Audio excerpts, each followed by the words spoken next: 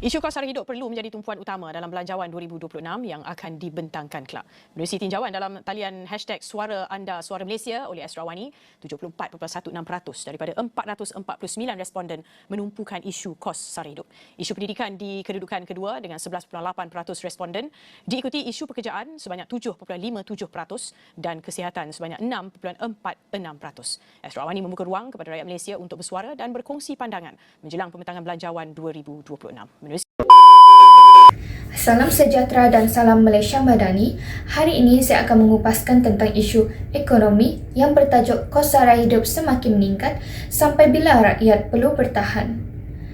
Okey, baiklah. Pernahkah kita sedar dengan gaji yang sama, barangan yang kita beli semakin sedikit tetapi jumlah bayaran semakin meningkat? Inilah realiti kos sara hidup yang sedang menekan kehidupan rakyat Malaysia pada hari ini. Setiap kali kita ke pasar raya, kita mungkin membeli barangan yang sama tetapi kita pulang dengan beg yang lebih ringan dan resit yang lebih panjang. Situasi ini bukan perasaan semata-mata tetapi ia disokong oleh data rasmi dan laporan rasmi.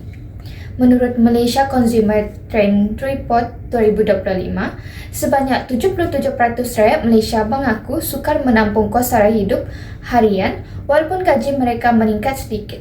Ini menunjukkan tekanan ekonomi yang semakin serius dan meluas dalam kalangan rakyat.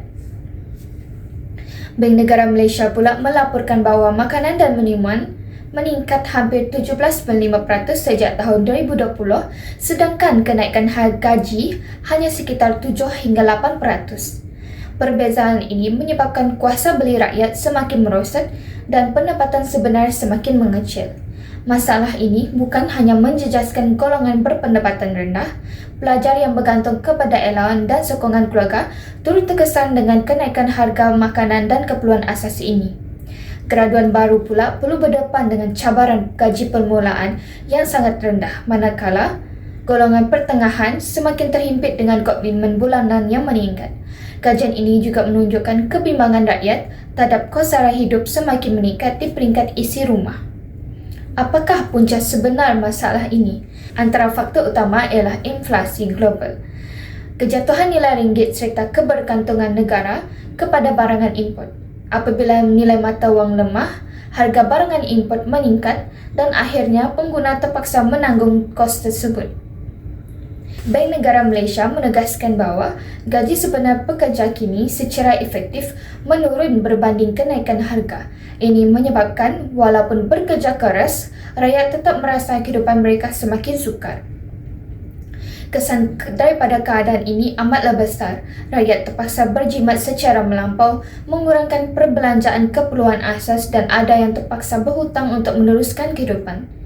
Tekanan kewangan ini bukan sahaja memberi kesan ekonomi tetapi juga turut menjejaskan kesihatan mental, keharmonian dan kesejahteraan sosial.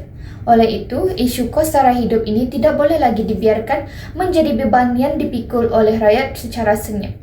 Kerajaan, sektor swasta dan masyarakat perlulah bertindak secara serius dan berani.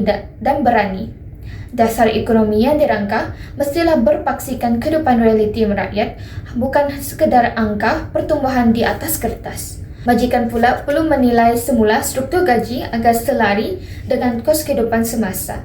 Dalam masa yang sama, institusi pendidikan dan industri perlu bekerjasama menyediakan peluang pekerjaan yang benar-benar mampan, khususnya untuk pelajar dan graduan baru agar mereka tidak terus terperangkap dalam kitaran gaji rendah dan kos hidup yang tinggi. Rakyat tidak boleh terus berdiam diri. Suara perlulah disuarakan melalui saluran yang sah dan berhemah menuntut ketulusan, keadilan ekonomi dan dasar yang melindungi kebajikan semua lapisan masyarakat. Kesimpulannya, apabila bekerja keras tidak lagi menjamin kehidupan yang selesa, itulah petanda jelas bahawa sesuatu yang tidak kena dengan arah ekonomi kita. Isu ini bukan lagi soal boleh bertahan atau tidak tetapi sampai bila rakyat perlu bertahan. Tindakan mesti bermula dari sekarang demi kesejahteraan rakyat dan masa depan negara. Itu sahaja daripada saya. Sekian, terima kasih.